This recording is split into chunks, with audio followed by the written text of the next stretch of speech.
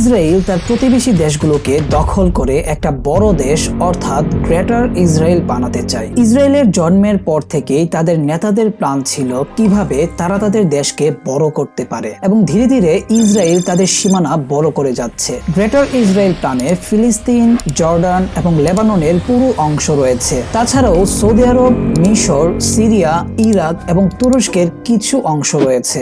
Zionism বা ইহুদিবাদের প্রতিষ্ঠাতা Theodore হার্জেল নীল নদী থেকে শুরু করে ফোরাত নদী পর্যন্ত এলাকাকে ইহুদিদের এলাকা বলে মনে করত। এই গ্রেটার ইসরায়েল কনসেপ্টের জন্যই ইসরায়েল তার প্রতিবেশী দেশগুলোতে আক্রমণ করার সুযোগ খুঁজতে থাকে। এই পুরো প্ল্যানের মাস্টারমাইন্ড হচ্ছে আমেরিকা এবং ইসরায়েলের মাধ্যমেই আমেরিকা মধ্যপ্রাচ্যে তাদের আধিপত্য বজায় রাখতে চায়। কিন্তু বর্তমানে ইরান ইসরায়েল এবং আমেরিকার জন্য সবচেয়ে বড় বাধা হয়ে দাঁড়িয়েছে। আপনার কি মনে হয় ইরান কি পারবে তাদের পরিকল্পনা নস্যাৎ করতে? কমেন্ট করে আমাকে জানান তো।